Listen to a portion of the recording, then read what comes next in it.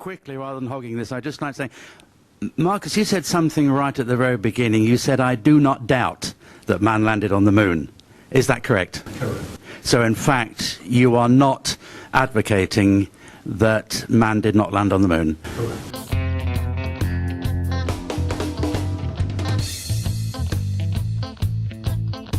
But merely saying that to try to make this a more aesthetically delightful, visual epic, some of the photography was hammed up in a studio somewhere.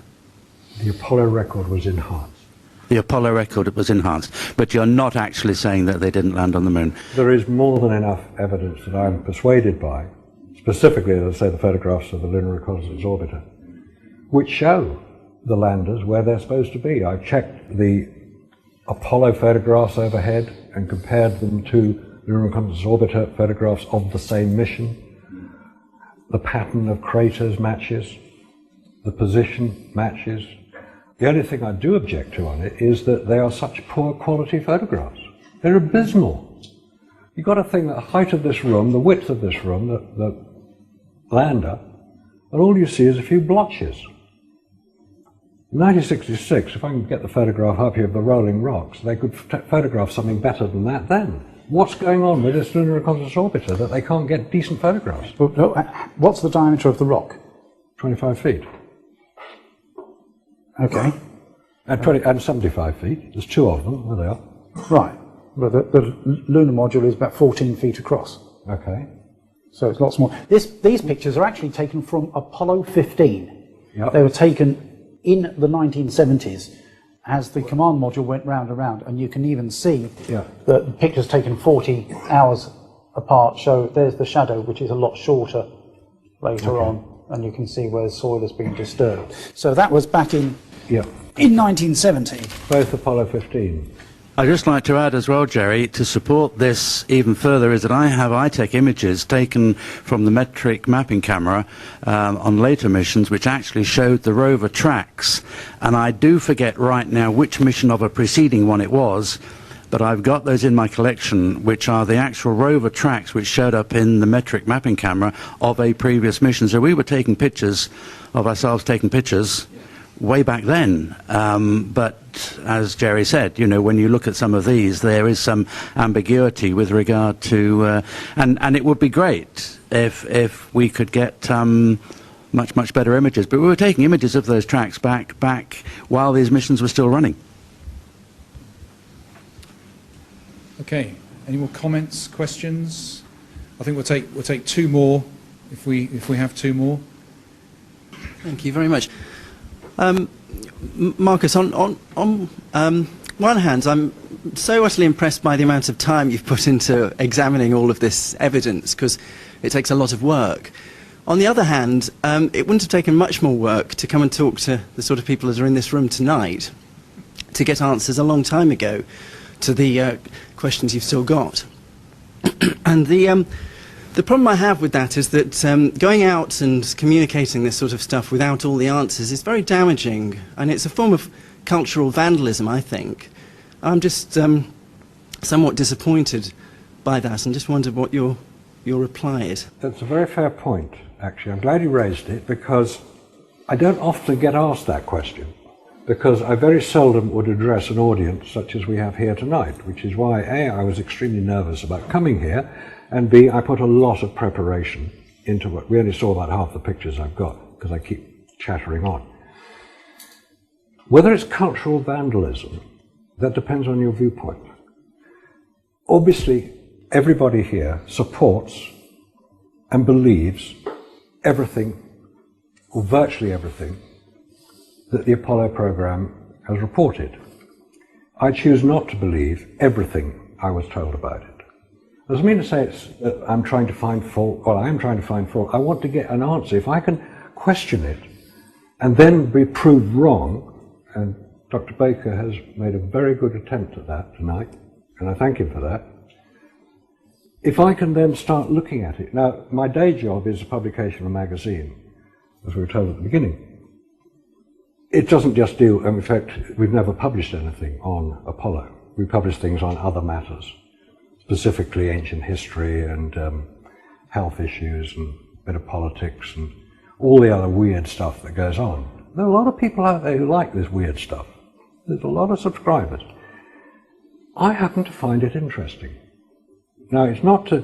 I've met Ed Mitchell. He was signing autographs at a place in the Midlands a few years back. And I had quite a interesting chat with him. I didn't come out with the ridiculous question, well, did you land on the moon, Mr. Mitchell, Dr. Mitchell? I wanted to know how he felt about it. I was going to meet Buzz Aldrin, but I wasn't prepared to pay what he was charging for his autograph. Which is a fortune. Believe me, these guys make... It's all cash, no credit cards. They go home with $50,000, $60,000 in sterling. That's why they come over here. They're nice guys. They've devoted their life to it. To say that these people have been brainwashed in some ridiculous way is nonsense. That's the insult to them. What I want to try and do is to prove, A, to myself, and B, to a lot of other people. There are a lot of other people.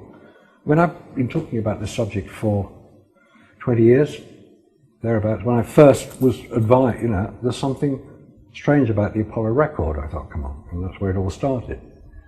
There's a lot of other people out there. What has helped tonight, especially, and I thank you very much for your interest and attention, and the fact you didn't throw things at me, which you were perfectly entitled to do, because I may have made some comments which maybe you wouldn't have agreed with. But by being able to discuss it now, I can change my mind, because it is backed by unarguable science. That's why I say, you look at the lunar reconnaissance orbiter photographs, bad as they are, that's not a criticism of them, but NASA has sent up something which they are now going to rely on, and I've got lunar reconnaissance orbiter website on my tab bar. I check it most days to see what new pictures. There aren't any new pictures. These are 2 years old, this lot.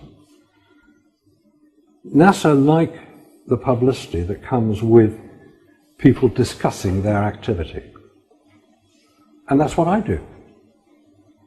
I'm not trying to make them wrong, I'm just trying to get an answer.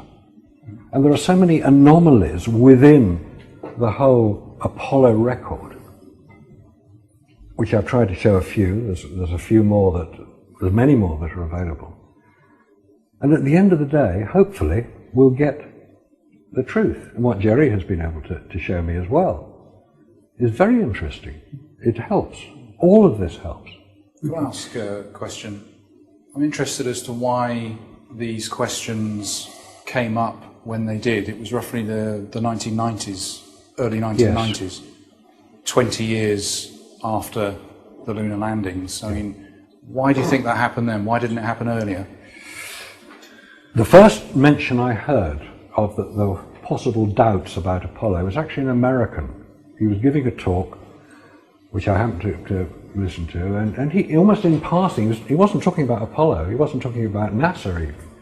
He was talking about some photographs and some other evidence for certain ancient artifacts.